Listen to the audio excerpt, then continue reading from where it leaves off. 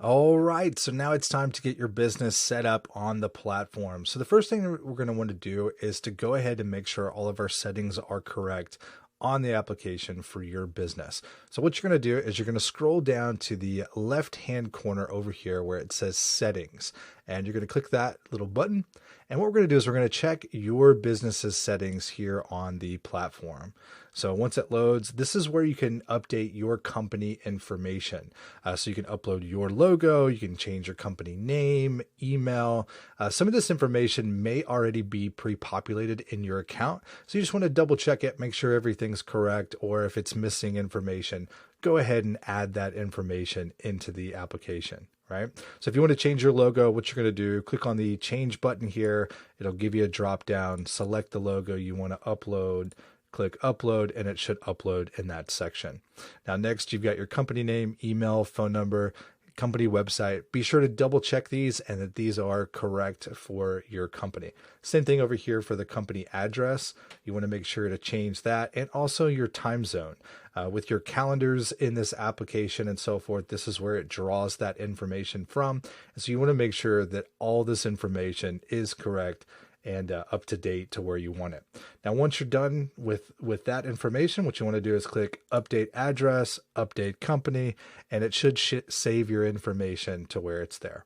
Now, if we're scrolling down the page, there's a couple other options that we can go and edit and manipulate in the application. The first one is this call and voicemail setting. So one of the things that the application does is it connects with a phone number for your program here. And so when people are getting texts and ringless voicemails from that number, oftentimes people actually call the number back. And so what you can do is set up to where it can play a voicemail message instead of the one by the phone carrier. So what you can do is you can select on here the incoming call timeout.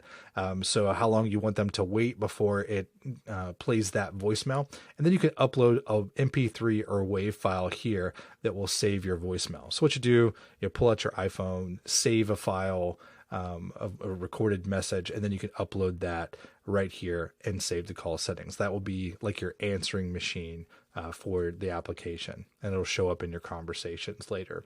We'll talk about more about that subject a little bit later. Now, on the other side of the page, we have some other settings that you can customize, like allowing duplicate contacts. One of the things that you may want to do is to allow that, depending on your business, kind of go through and look at these individual settings. We've got allow duplicate contacts. Sometimes you don't want to select that because when you're sending out emails and so forth, people can get multiple emails if you have duplicate contacts. So you can go through and select which ones you want. You can also do the same thing with opportunities. You can also merge Facebook contacts by name. So for example, if someone goes through and fills out a form on your website and then also sends you a message on Facebook, it can merge the Facebook contacts in there. You can disable the contact time zone if you want to do that. You can also mark emails invalid due to hard bounce. And so you can go through and edit these settings here for your business and what feels appropriate for you. All right. So you may want to also validate phone numbers. If you want to go through and make sure that the phone numbers you're sending out is correct, you can add that in there to where it can help validate and make sure that things are going in correctly. We've also got some enable, disable, depreciated features like campaigns and triggers. This application had some old marketing campaigns and so forth that you can use. We've actually updated this to workflows, but you can enable the old campaigns and triggers in this section. We have another cool feature here called missed call text back. This is an awesome thing that you can have, that if somebody calls a number that you have sent out a text message and it goes to voicemail, it can automatically text them back and say something like, "Hey, we missed your call. How can I help?" It's a great way to generate leads and be able to capture their information and get them to message you back. So these are all settings that you can update in here in the business settings. And go ahead and make sure that all the information is correct. You got your logos done, your emails and everything is correct on how you want it. Make sure you get this updated correctly for you so that it's not displaying elsewhere wrong for you.